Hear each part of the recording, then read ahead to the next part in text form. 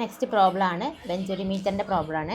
അപ്പോൾ ക്വസ്റ്റ്യൻ ശ്രദ്ധിക്കുക. വെഞ്ചുരിമീറ്റർ എന്ന് കാണുമ്പോൾ ശ്രദ്ധിക്കുക. അവിടെ എന്താ കാണാൻ പറഞ്ഞത്? ഡിസ്ചാർജ് ആണ് കാണാൻ പറഞ്ഞത്. അപ്പോൾ വെഞ്ചുരിമീറ്ററിൻ്റെ ഡിസ്ചാർജ് ആണ് കാണാൻ പറഞ്ഞത്. അപ്പോൾ നമ്മൾ ഫസ്റ്റ് ഇക്വേഷൻ എഴുതാണ്.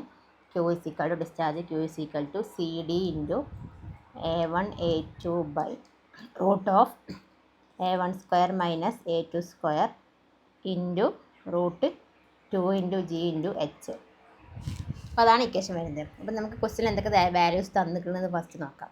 ഫസ്റ്റ് തന്നിരിക്കുന്നത് സ്പെസിഫിക് ഗ്രാവിറ്റിയാണ് തന്നിരിക്കുന്നത്. ഓയിലിൻ്റെ സ്പെസിഫിക് ഗ്രാവിറ്റി. അപ്പോൾ സ്പെസിഫിക് ഗ്രാവിറ്റി ഓഫ് ഓയിൽ അതിന് നമ്മൾ എന്ത് ചെയ്തു? SO എന്ന് എഴുതി. അത് 0.8 ആണ്.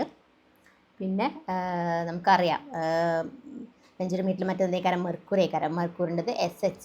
മെർക്കൂറി നമുക്ക് എത്ര അറിയാം? 13.6 എന്നറിയാം.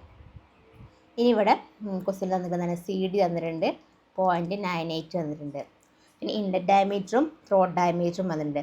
അപ്പോൾ ഇൻലെറ്റിന് നമ്മൾ 1 ആക്കിയിട്ടും ത്രോട്ടിനെ 2 ആക്കിയിട്ടാണ് എടുക്കുന്നത്. അപ്പോൾ D1 എന്ന് പറയുമ്പോൾ 20 സെൻറ്റിമീറ്റർ, D2 എന്ന് പറയുമ്പോൾ 10 സെൻറ്റിമീറ്റർ.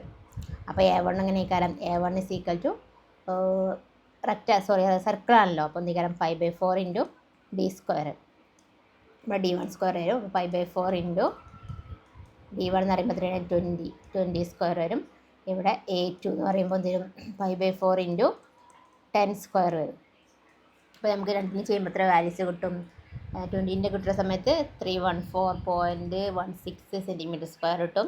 ഇവിടെ 78.54 സെൻറ്റിമീറ്റർ സ്ക്വയർ കിട്ടും. അപ്പോൾ നമുക്ക് എന്ത് ചെയ്തു? ഇപ്പോൾ ഈ ഇക്വേഷനിൽ CD കിട്ടി, A1 കിട്ടി, A2 കിട്ടി, എല്ലാം കിട്ടി. എന്താണ്? 2 ഇൻറ്റു G ഇൻറ്റു H ആണ്. G നമുക്കറിയാം എത്രയാണ്? ഇത് 9.81 എന്ന് നമുക്കറിയാം. ഇനി നമുക്ക് H ആണ് കണ്ടുപിടിക്കുന്നത്.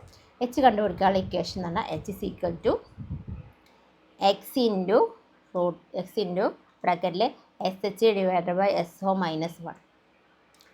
അപ്പോൾ എക്സ് എന്ന് പറഞ്ഞാൽ വാല്യൂ ക്വസ്റ്റ്യൻ തന്നിട്ടുണ്ട്. എക്സ് എത്ര ക്വസ്റ്റ്യൻ തന്നിട്ടുള്ളത്?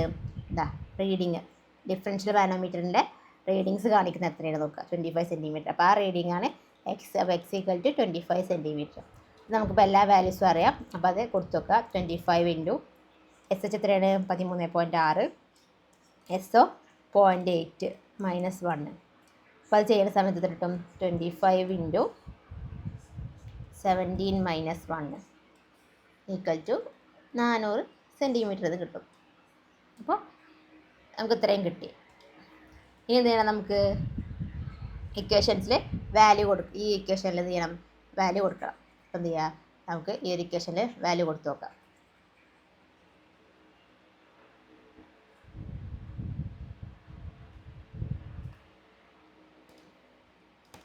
ഇക്വേഷനിൽ വാല്യൂ കൊടുത്തു നോക്കുക. Q is equal to CD എത്ര തന്നിരിക്കുന്നത്? 0.98 ഇൻറ്റു A1 എത്രയാണെന്നുള്ളത്?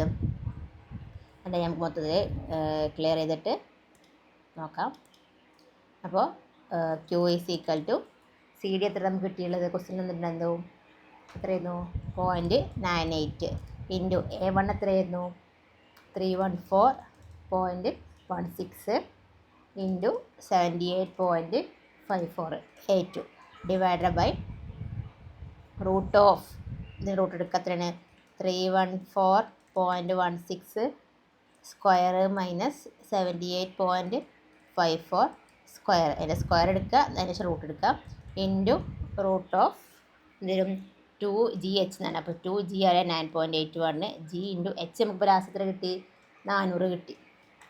അപ്പോൾ അങ്ങനെ ചെയ്യുന്ന സമയത്ത് ഇത് മൊത്തം കാൽക്കുലേറ്റ് ചെയ്യുന്ന സമയത്ത് നിങ്ങൾക്ക് ഏകദേശം 17.46 സെൻറ്റിമീറ്റർ ക്യൂബ് പെർ സെക്കൻഡ് ആൻസറായിട്ട് കിട്ടും. അപ്പോൾ അത് ചെയ്യുന്ന സമയത്ത് എന്താ ശ്രദ്ധിക്കണം വെച്ചാൽ ആദ്യം ഈ ബ്രാക്കറ്റിൻ്റെ വാല്യൂസ് മൊത്തം ചെയ്യുക, അതായത് ഇൻറ്റു കണ്ടു എഴുതുക. എന്നിട്ട് ഈ കിട്ടുന്ന ആൻസറും മൾട്ടിപ്ലൈ ചെയ്യുക.